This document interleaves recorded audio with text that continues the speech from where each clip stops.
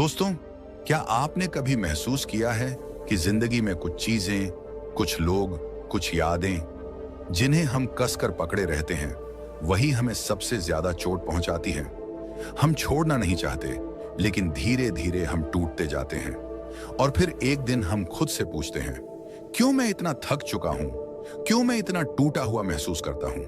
गौतम बुद्ध ने कहा था, आसक्ति दुख की जड़ है। यह वाक्य सुनने में जितना साधारण लगता है, इसका अर्थ उतना ही गहरा है। जीवन में हर दुख, हर पीड़ा की जड़ वही चीज होती है जिसे हम कसकर पकड़े रहते हैं। कभी रिश्ते, कभी गुस्सा, कभी अतीत की कोई गलती, कभी कोई सपना जो पूरा नहीं हुआ। और हम सोचते रहते हैं, शायद एक दिन सब बदल जाएगा। लेकिन सच ये है कि पकड़ कर रखने से कुछ नहीं बदलता, उल्टा हमारा ही दर्द बढ़ता है। सोचिए, आपके हाथ में एक जलती हुई लकड़ी हो और आप उसे कसकर पकड़ कर रखें। क्या होगा? जलन, दर्द और अंत में घाव। यही हाल हमारे मन का होता है जब हम उन चीजों को छोड़ नहीं पाते जो हमें अंदर ही अंदर जलाती रहती हैं। गौतम बुद्ध के जीवन की एक घटना है। एक दिन एक शिष्य बहुत दुखी होकर उनके पास आया। उसके चेहरे पर थकान और आंखों में आंसू थे। उसने कहा, भगवान, मैं लोगों की उम्मीदें, उनके शब्द, अपनी गलतियां, सब कुछ अपने दिल में दबा कर रखता हूं। मैं छोड़ना चाहता हूं लेकिन छोड़ नहीं पाता। बुद्ध मुस्कुराए। उन्होंने उसे एक पत्थर उठाने को कहा। शिष्य ने पत्थर उठाया। बुद्ध बोले, इसे कसकर पकड़ो। शिष्य ने कसकर पकड़ लिया। कुछ देर बाद उसका हाथ दुखने लगा। बुद्ध बोले, अब इसे छोड़ दो। उसने पत्थर छोड़ा और राहत की सांस ली। बुद्ध ने कहा, यही जीवन है। जब तक पकड़ोगे दर्द बढ़ता जाएगा, छोड़ दोगे तो तुरंत शांति मिलेगी। क्या आप भी अपने जीवन में किसी ऐसी चीज को कसकर पकड़ कर बैठे हैं? कोई पुराना रिश्ता, कोई गलती, कोई अपराध बोध, कोई ऐसा इंसान जिसने आपको चोट पहुंचाई हो? क्या आप भी सोचते हैं कि समय सब ठीक कर देगा, लेकिन दर्द आज भी वही है? अगर हां, तो ये वीडियो सिर्फ आपके लिए है। दोस्तों, जीवन में पकड़कर रखने और छोड़ देने के बीच का फर्क समझना जरूरी है। पकड़कर रखना मतलब अतीत के जख्म को बार बार कुरेदना, अपने ही दर्द को बढ़ाना। छोड़ देना मतलब खुद को मुक्त करना, खुद को आजादी देना। जैसे आप सांस लेते हैं, सांस अंदर आती है, आप उसे हमेशा के लिए नहीं रोक सकते, उसे छोड़ना ही पड़ता है, तभी अगली सांस आती है। ठीक वैसे ही जीवन के अनुभव भी हैं, उन्हें आने दें, सीख लें और जाने दें। हम सब ने कभी ना कभी ये गलती की है। किसी इंसान को, किसी आदत को या किसी सोच को इतना कसकर पकड़ लिया कि हम खुद की पहचान भूल गए। हम अंदर से टूट गए। और जब तक हम छोड़ना नहीं सीखते, हम खुद को ठीक नहीं कर सकते। बुद्ध का यह संदेश सिर्फ कोई धार्मिक उपदेश नहीं है, यह जीवन जीने की कला है। आसक्ति यानी पकड़ कर रखना, अनासक्ति यानी छोड़ देना। जब हम अनासक्ति सीखते हैं तो दुख अपने आप कम हो जाता है। सोचिए, अगर आप अपनी पुरानी गलतियों को छोड़ दें, पुरानी दुश्मनी को छोड़ दें, पुरानी चोटों को छोड़ दें, तो आपके मन में कितना हल्कापन होगा। आपके चेहरे पर मुस्कान होगी, आपकी नींद गहरी होगी, आपका आत्मविश्वास बढ़ेगा। यही है छोड़ने की ताकत। इस वीडियो का मकसद सिर्फ आपको यह बताना नहीं कि छोड़ना जरूरी है, बल्कि यह महसूस कराना है कि अगर आप नहीं छोड़ोगे तो आप अंदर से टूटते रहोगे। इस टूटन का असर आपके रिश्तों पर पड़ेगा, आपके काम पर पड़ेगा, आपके स्वास्थ्य पर पड़ेगा। इसलिए आज ही, अभी ही सोचिए कि आप किस चीज को पकड़कर बैठे हैं और क्यों। दोस्तों, मैं आपसे यही सवाल पूछता हूं, क्या आप भी ऐसी पकड़ में फंसे हैं? अगर हां, तो इस वीडियो के अंत तक मेरे साथ बने रहिए, क्योंकि आगे हम सिर्फ ये नहीं समझेंगे कि छोड़ना क्यों जरूरी है, बल्कि ये भी सीखेंगे कि कैसे छोड़ना है।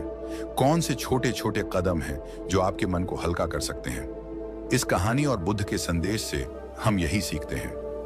अगर आप अपने जीवन में शांति चाहते हैं, सुख चाहते हैं, आत्मविश्वास और आत्मसम्मान चाहते हैं, तो सबसे पहले छोड़ना सीखिए। क्योंकि जब तक आप छोड़ना नहीं सीखेंगे, तब तक आप आगे बढ़ नहीं पाएंगे। और याद रखिए, छोड़ना हारना नहीं है, छोड़ना एक समझदारी है, छोड़ना एक ताकत है। छोड़ना अपने दिल, दिमाग और आत्मा को आजाद करने का नाम है। और जैसे ही आप छोड़ते हैं, आपकी जिंदगी बदलने लगती है। तो दोस्तों, इस वीडियो में आगे हम सिर्फ ये नहीं देखेंगे कि छोड़ना क्यों जरूरी है, बल्कि ये भी समझेंगे कि कैसे इसे अपने जीवन में उतारा जाए। कौन से कदम आपके जीवन को हल्का और खुशहाल बना सकते हैं। इसीलिए अंत तक हमारे साथ बने रहिए, क्योंकि आने वाला हिस्सा आपके जीवन में सबसे बड़ा बदलाव ला सकता है। दोस्तों, अभी तक हमने समझा कि जीवन में पकड़ कर रखने और छोड़ देने के बीच कितना बड़ा फर्क है। अब जरा और गहराई में चलते हैं, वहीं जहां गौतम बुद्ध का संदेश हमें रोशनी देता है। गौतम बुद्ध कहते हैं, जैसे कमल का फूल पानी में रहते हुए भी गंदगी से ऊपर खिलता है, वैसे ही इंसान को भी आसक्ति और मोह से ऊपर उठकर जीना सीखना चाहिए। यह वाक्य सुनने में कितना आसान लगता है, लेकिन अगर आप इसका अर्थ अपने जीवन में उतार लें तो आपकी पूरी सोच बदल सकती है। एक दिन बुद्ध अपने शिष्यों के साथ नदी के किनारे बैठे थे। उन्होंने एक छोटे से बच्चे को देखा जो रेत में खेल रहा था। बच्चा रेत के किले बना रहा था और बार बार उन्हें तोड़ रहा था। शिष्यों को यह देखकर हंसी आई। बुद्ध ने मुस्कुराकर कहा, देखो, यह बच्चा जीवन का सबसे बड़ा सच सिखा रहा है। यह रेत का किला बना भी रहा है और बिना दुख के उसे तोड़ भी रहा है। हम बड़े होकर इसी सहजता को खो देते हैं। हम चीजें बनाते हैं, रिश्ते बनाते हैं, उम्मीदें बनाते हैं और फिर उनसे चिपक जाते हैं। यही हमारी पीड़ा का कारण है। दोस्तों, क्या आपने कभी गौर किया है कि हम सब भी कहीं ना कहीं उसी रेत के किले में फंसे हुए हैं? बचपन की कोई याद, स्कूल के दोस्त, पहला प्यार, पहली नौकरी, पहला झगड़ा, ये सब हमारे मन के किले हैं। फर्क बस इतना है कि हम इन्हें तोड़ना नहीं चाहते। हम सोचते हैं, अगर यह चला गया तो मैं क्या करूंगा, और यही सोच हमें तोड़ देती है।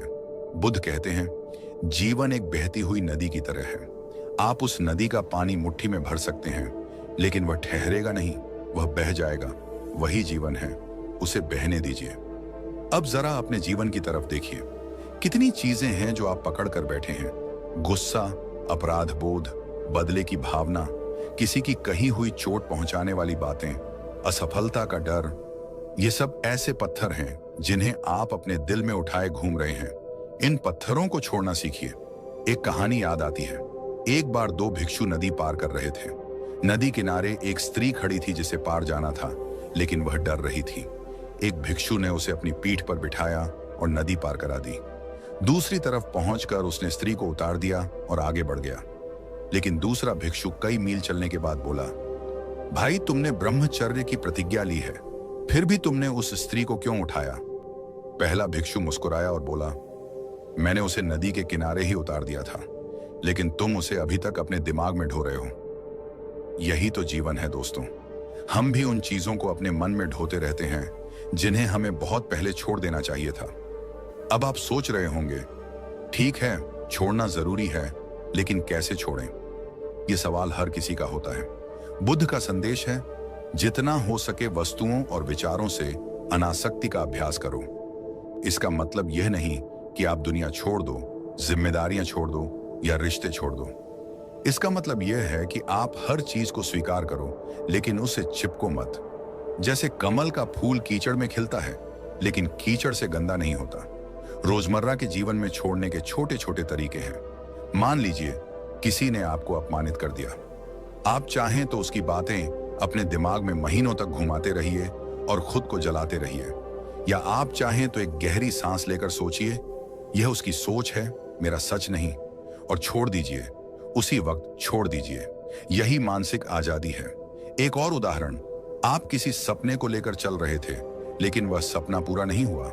आप चाहें तो सालों तक पछताते रहिए, खुद को दोष देते रहिए, या आप चाहें तो यह मानकर छोड़ दीजिए कि वह सपना उस समय के लिए सही नहीं था, कुछ और आपके लिए बेहतर होगा।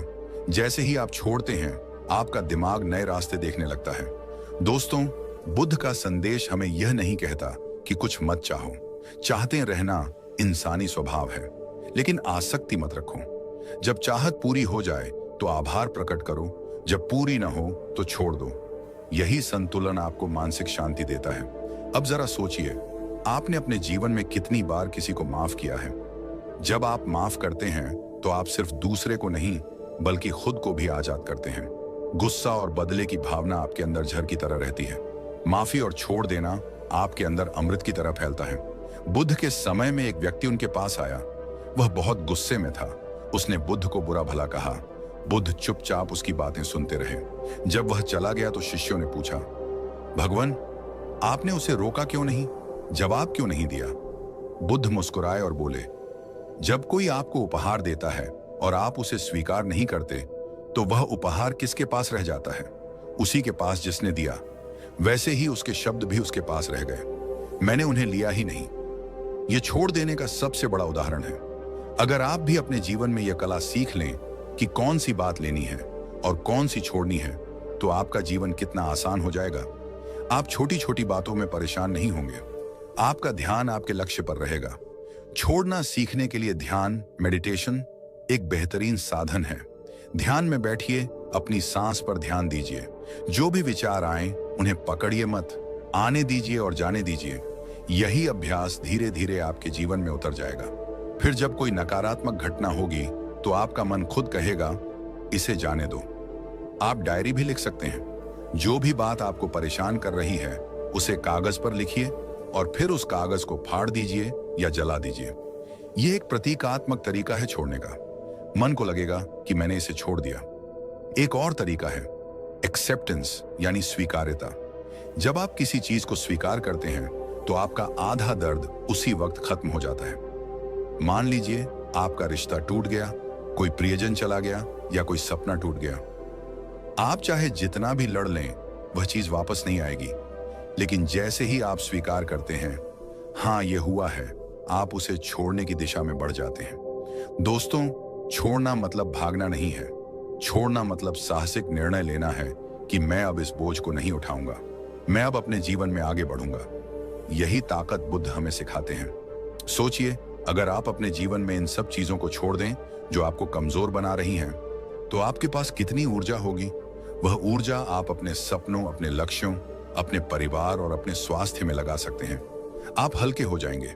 इस वीडियो में हम बार बार यही दोहरा रहे हैं, क्योंकि छोड़ना सिर्फ एक विचार नहीं, ये जीवन जीने का तरीका है।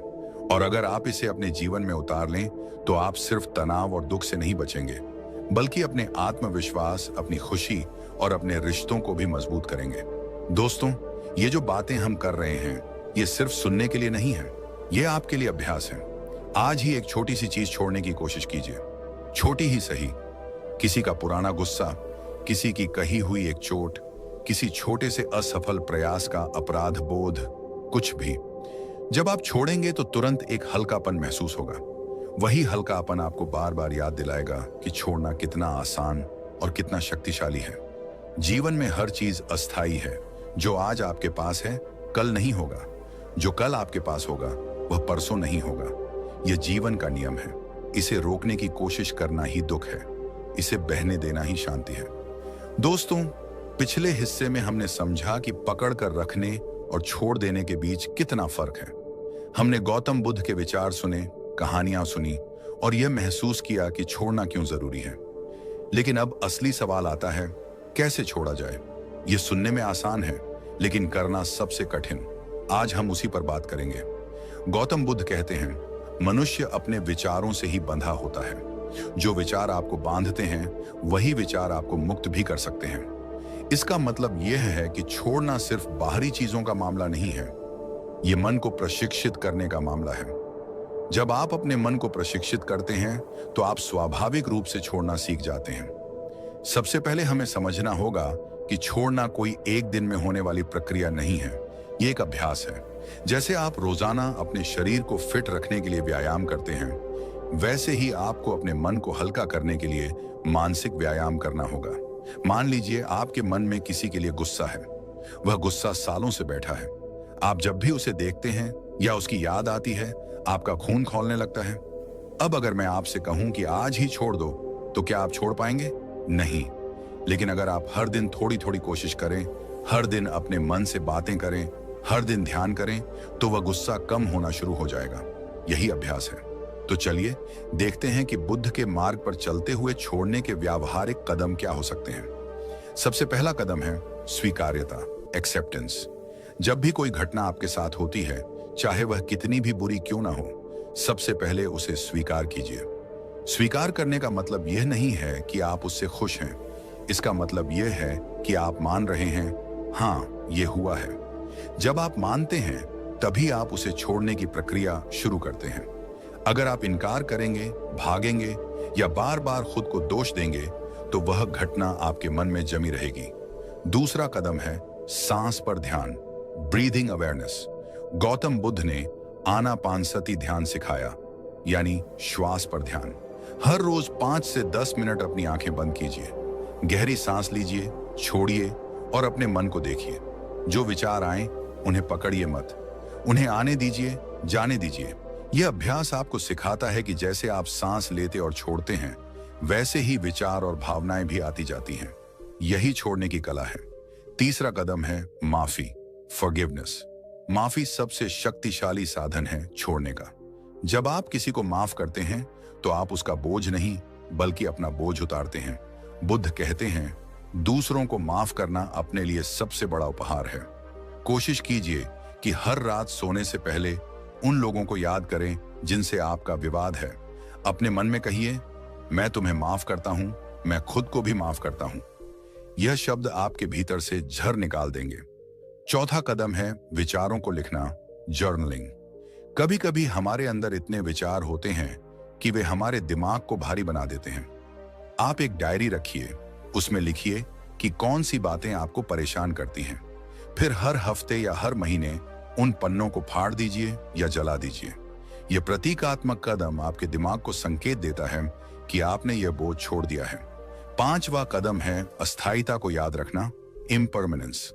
गौतम बुद्ध का सबसे गहरा संदेश है, सब अनित्य है। इसका मतलब है कि जीवन की हर चीज अस्थायी है।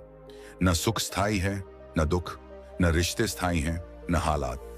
जब आप ये सच अपने दिल में उतार लेते हैं तो आप स्वाभाविक रूप से कम चिपकते हैं। जब आप कम चिपकते हैं तो छोड़ना आसान हो जाता है। छठा कदम है वर्तमान में जीना, लिविंग इन द प्रेजेंट। हमारा दिमाग या तो अतीत में फंसा रहता है या भविष्य में। अतीत का पछतावा और भविष्य का डर हमें जकड़ लेता है। छोड़ने के लिए जरूरी है कि आप वर्तमान में जिएं। अभी जो है उसी को महसूस कीजिए। जब आप अभी में जीते हैं तो अतीत की पकड़ अपने आप ढीली हो जाती है। दोस्तों, ये कदम कोई जादू नहीं करेंगे अगर आप इन्हें सिर्फ सुनेंगे। इन पर अमल करना होगा। एक एक कदम लेकर चलिए। छोटा सा अभ्यास भी बड़ा बदलाव ला सकता है। अब मैं आपको एक और कहानी सुनाता हूं। बुद्ध के समय में एक व्यक्ति था जिसे सब धोखेबाज समझते थे। उसने बहुत पाप किए थे, लेकिन एक दिन वह बुद्ध के पास आया और बोला, मैं अपने अतीत को नहीं छोड़ पा रहा। मैं बदलना चाहता हूं, लेकिन हर बार अपनी गलतियों को याद करके टूट जाता हूं। बुद्ध ने कहा, अगर तुम सच में बदलना चाहते हो तो अपने अतीत को ऐसे छोड़ दो जैसे कोई पुराना वस्त्र छोड़ देता है। तुम वह नहीं हो जो तुमने किया है, तुम वह हो जो तुम अभी कर रहे हो। यह सुनकर उस व्यक्ति ने धीरे धीरे अपना अतीत छोड़ना शुरू किया और वह बुद्ध का अनुयायी बन गया। यह कहानी हमें बताती है कि छोड़ना सिर्फ दूसरों के लिए नहीं बल्कि अपने लिए भी जरूरी है। अब आइए देखते हैं कि छोड़ने का असर कैसा होता है। जब आप छोड़ते हैं तो आपका मन हल्का हो जाता है, आपका गुस्सा कम होता है, आपकी सोच साफ हो जाती है, आप सही निर्णय ले पाते हैं, आपकी ऊर्जा उन चीजों में लगने लगती है जो सच में आपके लिए मायने रखती हैं। आपका आत्मविश्वास बढ़ता है क्योंकि अब आप अपने अतीत के कैदी नहीं रहते। एक बार की बात है, एक किसान था। उसके कंधों पर एक भारी बोरा था जिसमें पत्थर भरे थे। वह सोचता था कि ये पत्थर उसके काम आएंगे, लेकिन पत्थरों का बोझ उसे तोड़ रहा था। एक दिन उसने बोरा खोलकर देखा और पत्थरों को एक एक कर फेंकना शुरू किया। हर पत्थर फेंकने के बाद उसका बोझ हल्का होता गया। आखिरकार वह दौड़ने लगा, खुश होने लगा। दोस्तों, हम सब वही किसान हैं। हमारे मन में भी पत्थर हैं, गुस्से के, पछतावे के, डर के। हमें बस उन्हें एक एक कर छोड़ना है। छोड़ना सीखने के लिए एक और खूबसूरत तरीका है, कृतज्ञता, ग्रेटिट्यूड। जब आप हर रोज यह सोचते हैं कि आपके पास क्या क्या है, तो आप उस पर फोकस करने लगते हैं। फिर जिन चीजों को आप छोड़ना चाहते हैं उनका असर आपके ऊपर कम हो जाता है। आप खुद को कहते हैं, मेरे पास इतना कुछ है, मुझे इन छोटी छोटी बातों को पकड़कर नहीं रखना। अब जरा यह भी समझिए कि छोड़ना कोई कमजोरी नहीं है। बहुत से लोग सोचते हैं कि छोड़ना मतलब हार मान लेना। नहीं दोस्तों, छोड़ना मतलब समझदारी है। यह कहना कि मैं इस चीज को अपने ऊपर हावी नहीं होने दूंगा। यह ताकत है, यह आपकी मानसिक परिपक्वता दिखाता है। बुद्ध कहते हैं, जब तुम यह समझ जाते हो कि हर चीज बदलती रहती है, तब तुम्हारे अंदर पकड़ने की इच्छा ही खत्म हो जाती है।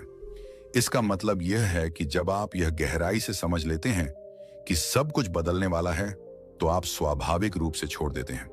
दोस्तों, अगर आप इस वीडियो को यहां तक देख चुके हैं तो इसका मतलब है कि आपके दिल में सचमुच यह इच्छा है कि आप अपने जीवन में हल्कापन लाएं। तो आज ही एक छोटा सा अभ्यास शुरू कीजिए।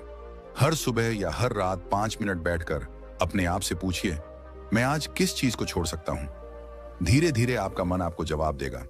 आप चाहें तो ध्यान, मेडिटेशन के साथ साथ योग या प्राणायाम भी कर सकते हैं।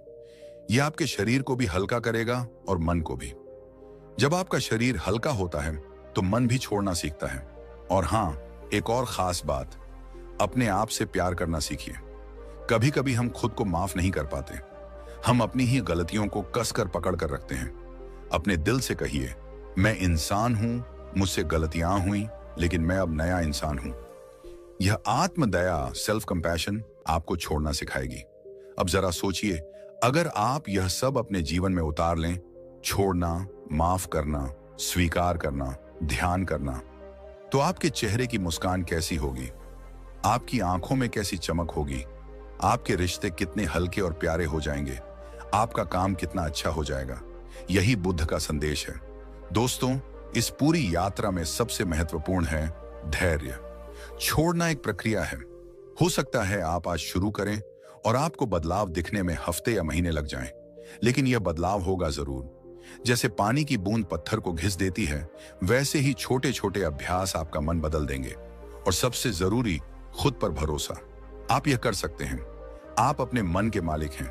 आप तय कर सकते हैं कि किसे पकड़ना है और किसे छोड़ना है। जब आप यह समझ जाते हैं तो दुनिया की कोई ताकत आपको भीतर से तोड़ नहीं सकती। गौतम बुद्ध कहते हैं, जब तुम छोड़ देते हो तभी तुम वास्तव में पा लेते हो। यानी जब आप पुराने बोझ को छोड़ते हैं तो नई संभावनाओं के लिए जगह बनती है। एक मन हल्का और शांत हो जाता है। छोड़ने के बाद सबसे पहला और सबसे बड़ा बदलाव आपके मन की शांति में आता है। आपके अंदर जो लगातार उथल पुथल चलती थी, उसने ऐसा क्यों कहा, मैंने यह क्यों किया, काश ऐसा हो जाता, वह सब धीरे धीरे शांत हो जाता है। आपका दिमाग हल्का हो जाता है। ध्यान करने में आसानी होती है। नींद बेहतर आती है। आप खुद को एक नई ऊर्जा के साथ महसूस करते हैं। कहानियां से एक बार बुद्ध के शिष्य आनंद ने पूछा, भगवान, इतना ध्यान करने के बाद भी मैं अभी तक पूरी तरह शांत क्यों नहीं हो पाया। बुद्ध मुस्कुराए और बोले, क्योंकि तुम अभी भी पकड़ कर बैठे हो। छोड़ दो। आनंद ने धीरे धीरे अपने डर और अपेक्षाओं को छोड़ा और उसके बाद उसे वही शांति मिली जिसकी उसे तलाश थी। यह कहानी बताती है कि छोड़ना आंतरिक शांति की चाबी है। दो रिश्तों में सुधार जब आप छोड़ना सीख जाते हैं तो आपके रिश्तों में गहराई और मिठास आ जाती है, क्योंकि तब आप दूसरों से उम्मीदें कम करने लगते हैं। आप उन्हें वैसे ही स्वीकार करते हैं जैसे वे हैं। आपके रिश्ते बोझ नहीं बल्कि आनंद का स्रोत बन जाते हैं। उदाहरण, सोचिए, अगर आप हर छोटी बात पर अपने साथी या दोस्त से नाराज हो जाते हैं और पुरानी बातें पकड़ कर रखते हैं तो आपका रिश्ता भारी हो जाएगा। लेकिन अगर आप पुरानी शिकायतों को छोड़ दें और हर दिन नए सिरे से रिश्ता जिएं, तो वह रिश्ता लंबे समय तक टिकेगा और खिलता रहेगा। बुद्ध कहते हैं, जिस दिन तुम अपेक्षा करना छोड़ देते हो, उसी दिन तुम्हें सच्चा प्रेम मिल जाता है। 3, आत्मविश्वास और आत्मसम्मान बढ़ना छोड़ने का मतलब है कि आप अब अपने अतीत के कैदी नहीं हैं। आप खुद को माफ कर चुके हैं। आपने खुद को स्वीकार कर लिया है। इससे आपका आत्मविश्वास और आत्मसम्मान बढ़ता है। आप दूसरों की राय पर कम निर्भर हो जाते हैं। आप अपने फैसले खुद लेने लगते हैं। उदाहरण, राहुल नाम का एक युवक हर बार अपनी असफलताओं को याद करके खुद को दोष देता था। धीरे धीरे उसने बुद्ध के बताए ध्यान और माफी के अभ्यास किए और अपने अतीत को छोड़ा। आज वह आत्मविश्वास से भरा है, नए काम कर रहा है और सफल हो रहा है। 4, रचनात्मकता और नई ऊर्जा। जब आप बोझ छोड़ देते हैं तो आपके अंदर रचनात्मकता, क्रिएटिविटी बढ़ती है, क्योंकि अब आपका दिमाग खाली जगह पाता है। नई सोच, नए विचार और नई ऊर्जा अपने आप आपके जीवन में आती है। आपका ध्यान उन चीजों पर लगने लगता है जो सच में महत्वपूर्ण है। कहानी, एक कलाकार था जो हमेशा दूसरों के तानों से दुखी रहता था। वह सोचता था कि लोग उसे नहीं समझते, लेकिन जब उसने उन आलोचनाओं को छोड़ना सीखा तो उसकी कला में नई चमक आ गई। उसने अपने सबसे अच्छे चित्र उसी समय बनाए। 5, शारीरिक स्वास्थ्य में सुधार। वैज्ञानिक शोध भी ये बताते हैं कि छोड़ना और माफ करना आपके शरीर पर सकारात्मक असर डालते हैं। आपका ब्लड प्रेशर कम होता है, आपके हार्मोन संतुलित होते हैं, तनाव कम होता है, नींद बेहतर होती है, इम्यून सिस्टम मजबूत होता है। बुद्ध के समय में भी यह देखा गया कि जो लोग ध्यान और माफी का अभ्यास करते थे, उनकी सेहत उन लोगों से बेहतर थी जो गुस्से और पछतावे में जीते थे। 6 सफलता के अवसर बढ़ना। जब आप बोझ छोड़ते हैं तो आपके सामने नई संभावनाओं के दरवाजे खुलते हैं, क्योंकि अब आप अतीत में अटके नहीं रहते। आप नए लोगों से मिलते हैं, नए काम करते हैं, आपकी सोच खुल जाती है, आप रिस्क लेने लगते हैं, आपका जीवन स्थिरता से गतिशीलता की ओर बढ़ता है। उदाहरण, सीमा नाम की एक महिला को बार बार बिजनेस में नुकसान होता था। वह हर बार अपनी पिछली असफलताओं को सोचकर डर जाती थी। फिर उसने छोड़ा, पुराने डर, पुराने अनुभव और नए उत्साह के साथ काम शुरू किया। इस बार वह सफल रही। साथ करुणा और सहानुभूति बढ़ना। जब आप छोड़ते हैं तो आपके भीतर करुणा, कंपैशन बढ़ती है।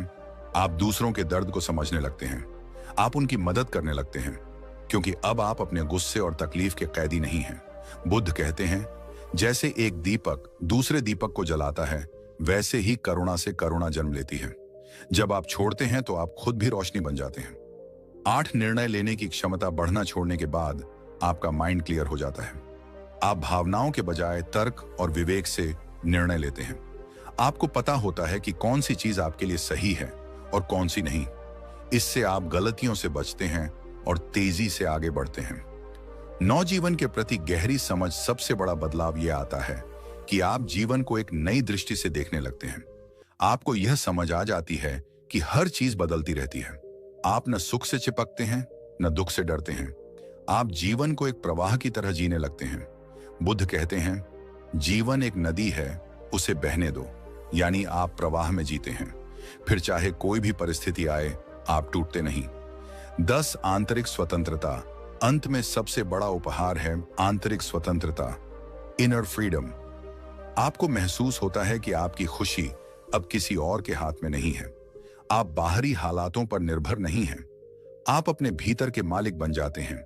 यही असली मुक्ति है। हमारी भावनाएं हमारी जिंदगी का सबसे ताकतवर हिस्सा हैं। बचपन से ही हम लगाव और मोह की भाषा सीखते हैं। माता पिता से लगाव, दोस्तों से लगाव, चीजों से लगाव।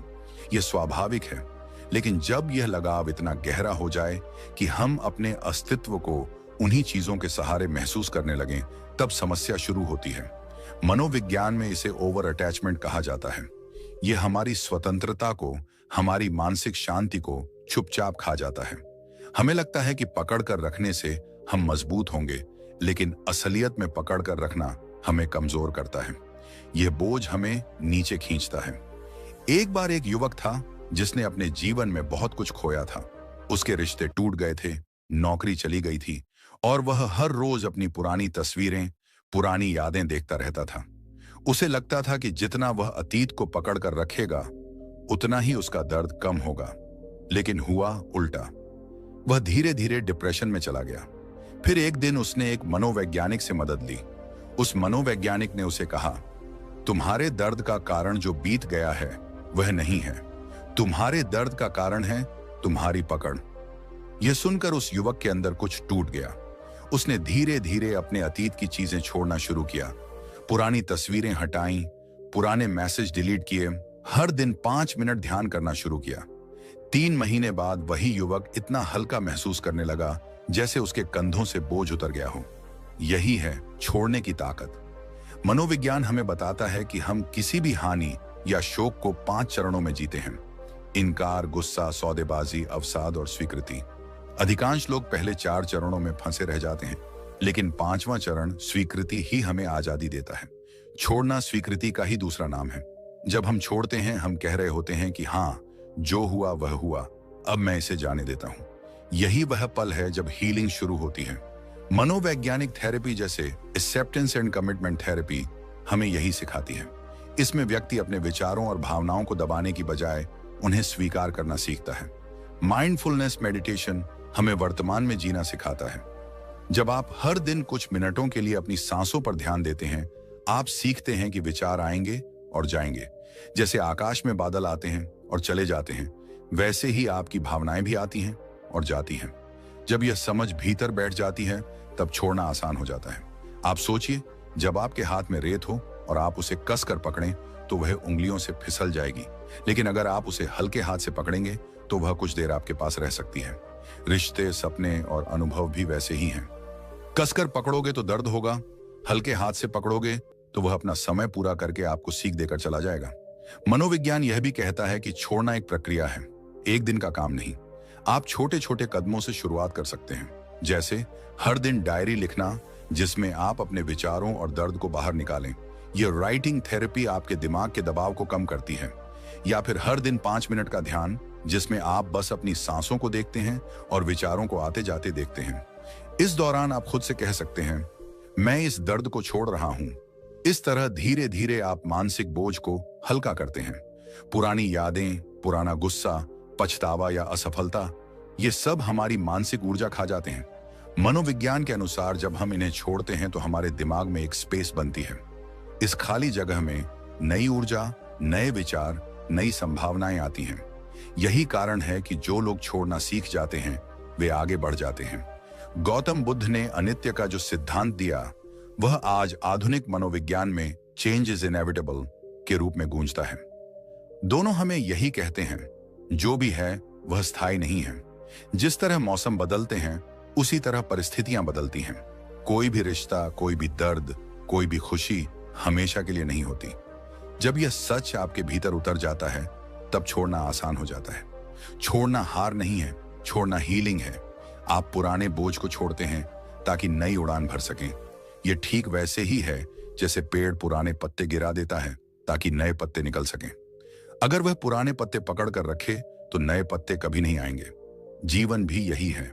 आप यह भी याद रखें कि मनोविज्ञान केवल आपको यह नहीं कहता कि छोड़ दो, बल्कि यह बताता है कि कैसे छोड़ा जाए। इसमें सेल्फ कंपैशन यानी खुद के लिए करुणा बहुत जरूरी है। अपने आप को दोष देना बंद करें। जो हुआ उसमें आपकी और दूसरे की दोनों की सीमाएं थीं। आपने उस समय जो बेहतर लगा वही किया। अब बस धीरे धीरे आगे बढ़िए। ग्रैटिट्यूड यानी कृतज्ञता का अभ्यास भी इस प्रक्रिया में मदद करता है। हर दिन 3 चीजें लिखिए जिनके लिए आप आभारी हैं। यह आदत आपके दिमाग को अतीत के दर्द से हटाकर वर्तमान की अच्छाइयों पर केंद्रित करती है। धीरे धीरे आपका मन हल्का होने लगता है। अगर कभी ऐसा लगे कि बोझ बहुत ज्यादा है तो किसी विशेषज्ञ से मदद लेने में झिझके नहीं। काउंसलर और थेरेपिस्ट आज इसी के लिए होते हैं। यह कमजोरी नहीं है बल्कि साहस है कि आप मदद मांग रहे हैं। दोस्तों, जीवन एक नदी की तरह है। नदी तभी बहती है जब वह अपने पानी को छोड़ती रहती है। अगर वह पानी को रोक ले तो वह गंदा तालाब बन जाएगी। इंसान भी तभी तरोताजा रहता है जब वह अपने अनुभवों को बहने देता है। रोक कर रखने से सड़ांध आती है। तो आज आप अपने आप से एक सवाल पूछिए, मैं किस चीज को पकड़े हुए हूं? क्या यह मुझे मजबूत बना रही है या तोड़ रही है? अगर यह आपको तोड़ रही है तो यह समय है छोड़ने का। यह एक दिन का काम नहीं होगा, लेकिन पहला कदम आज ही उठा सकते हैं। याद रखिए, गौतम बुद्ध ने कहा था, जिसे पकड़ कर रखोगे वही तुम्हें बांध लेगा, जिसे छोड़ दोगे वही तुम्हें मुक्त कर देगा। और मनोविज्ञान हमें यही सिखाता है, लेटिंग गो इज सेल्फ हीलिंग।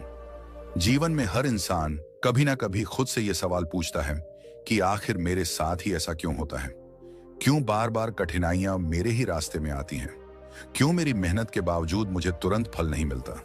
इस पूरी यात्रा के अंत में हम समझते हैं कि कठिनाइयां हमें रोकने नहीं आती, बल्कि हमें एक नई ऊंचाई पर ले जाने के लिए आती हैं।